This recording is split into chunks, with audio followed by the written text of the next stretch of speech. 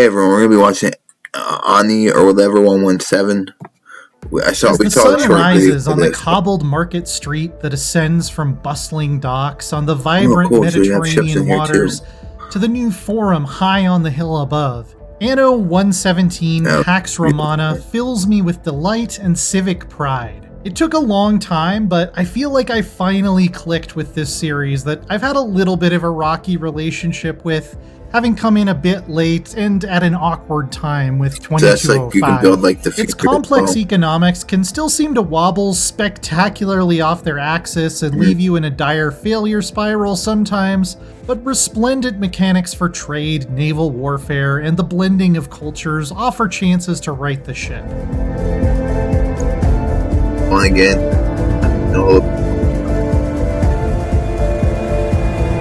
The basic routine in Anno 117 is familiar and effective if you've played other games in the series. You start out building modest residences to house hardworking liberti, or freed people, somewhat conspicuously sidestepping the institution of Roman slavery. They'll soon be trickling into this backwater area. When their needs are met, they can promote up the social ladder all the way to snobby patricians who demand all kinds of exotic delicacies from around the world. Part of what influences these promotions is simply access to goods, which is a city-wide thing, but another component is living near high-prestige buildings like theaters and shrines, and far away from unpleasant or polluting ones like a charcoal burner. I love the way this naturally creates clusters of higher-class housing on important market streets, tapering off into working-class neighborhoods in more industrial areas. It adds to the feel of a real living city. And since paved roads extend the range of those beneficial buildings,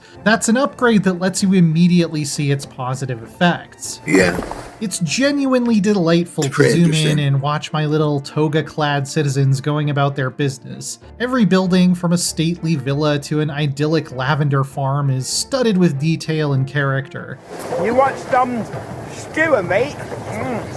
Fresh. Even the untouched green fields and peaceful blue waters full of marine life create a strong sense of place. Cool. The character models for leaders and advisors may be the one thing that didn't wow me. They're full of personality, but especially in some of the campaign cutscenes, there were some significant lip sync issues that made it look like a much older game or just a badly dubbed movie. I understand you are distressed, but Juliana awaits. It's two different worlds, sort of bound by fate, but divided in belief. The summery paradise of Latium isn't the only locale to explore and exploit. Eventually, you unlock the ability to sail to foggy, rocky Albion, that is, Britain, with its own resources, aesthetic, and population. I was a bit worried Anno would lean too hard into othering stereotypes about mystical Celts here, based on some of the marketing, but it's actually a pretty grounded and sensible depiction for this style of game. The really interesting choice you have mechanically in this region is whether to stay true to Celtic traditions or fully Romanize your new subjects. Both have their advantages and disadvantages, and you can eventually mix and match for some powerful synergies. Anno 117 really comes alive with its detailed trade system, though. To truly meet the needs of the demanding nobles in the two regions, you'll have to set up production chains for luxury goods that might pull resources from 2 or 3 different islands, then ship them across the world from one map to another. Each delivery requires individual ships assigned to the trade routes, so I can see exactly where my next delivery of cheese is and even reroute it somewhere else. This is all fairly easy to set up and tweak thanks to the well-organized interface, and naturally creates incentives to build smaller villages that do one specific thing, as well as warehouses and way stations to speed things up. My cheese island is all the way over here, so I noticed my trade ships spent half their time sailing across Albion. But if I set up a colony here that's basically just a cheese warehouse and some subsistence fisheries, I can constantly be moving cheese there with intra-region trade ships to be picked up at the edge of the map all at once. I adore this kind of logistics stuff. Anno 117 is a pretty good RTS too. I'm especially a fan of its naval combat, which I had to master quickly to protect my trade routes from increasingly vicious pirates. Maneuvering ships feels weighty and realistic, with differences in maneuverability based on whether they rely on sails, oars, or both, and I eventually got pretty good at maneuvers like trapping a sneaky little pirate ship in a cove where there would be no escape. Oh, they got destroyed now.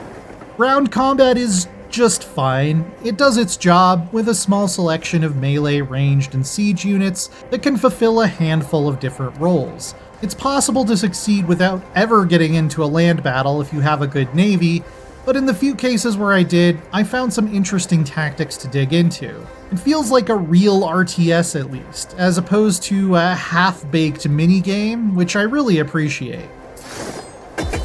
Diplomacy is pretty basic stuff, with a single interesting wrinkle in that the Emperor works a bit differently.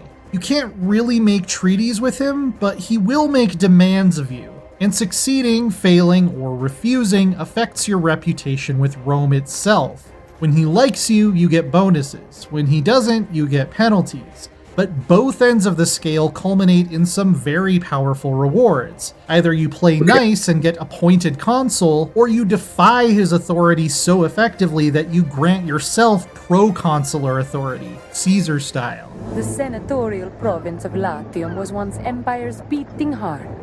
There is a decent story campaign, but it's really more of an extended tutorial. It took me less than 10 hours to finish and only really scratches the surface of the mechanics you can play with in endless mode. You can play as Marcus or Marcia, with the latter being sort of a madcap weekend at Bernicus scenario, where you're taking on the governor duties of your totally not dead husband. My name is Marcia Titania, and I am an imposter. It's hardly Shakespeare, but there's some interesting intrigue going on and a cast of memorable characters. The Canaanite Ben Balian was a particularly endearing companion who presented me with an emotionally satisfying choice at the end. Your marriage is perfectly legal, and you are not without means. While you can continue from the ending of the campaign as long as you want, most of my playtime was in the separate endless mode, which lets you start in either Albion or Latium and offers a wide range of difficulty options. You can even pick from a set of rival governors with different personalities and playstyles. I don't think they necessarily play by the same rules that you do as a player, however. Looking at some late game cities they built, I honestly don't know what's going on here, but they can be compelling adversaries or valuable trade partners nonetheless. There are still some classic Anno issues kicking around, like the fact that very large economies can become unwieldy and are prone to death spirals. If food is disrupted, population drops, which causes food buildings to become underemployed, leading to even less food and even more population drop. At one point, I had to basically restart because I accidentally changed a large city's patron god, which made it instantly insolvent and almost irrecoverable due to lost agricultural bonuses. But trade is kind of the hero here once again, since setting up buy orders for whatever you're out of can bail you out of a lot of tricky spots as long as you have cash. It's a little fiddly setting up a lot of different trades at a lot of different harbors the first time, but the interface is easy to work with, and once things were set, I didn't find I had to mess with them very often. Okay. Perfect. Anno 117 Pax Romana is a gorgeous antique city builder that sucked me in for dozens of hours as I planned out my next district, or simply watched the bustle along my aqueduct-accented boulevards. I think this series and I were always destined to hit it off, but we kept missing each other or meeting up at the wrong times. I really get Anno now, and I could hardly be more enthused. The fantastic deep trade system with a side of exciting naval combat really seals the deal. I could take or leave the campaign, but I still don't think I've run out of things to do in the highly customizable. I would like a game where you can do it may not be quite fit for like a triumph, strategy but it is where you have certainly first worthy person, of a third person, standing and ovation. also For more historical as strategy, you. check out my review of Europa Universalis 5. Alright, that's pretty it, but it looks pretty cool. Let me know what you think in the comments down below. Like, comment, share, subscribe. I'll see you all next time.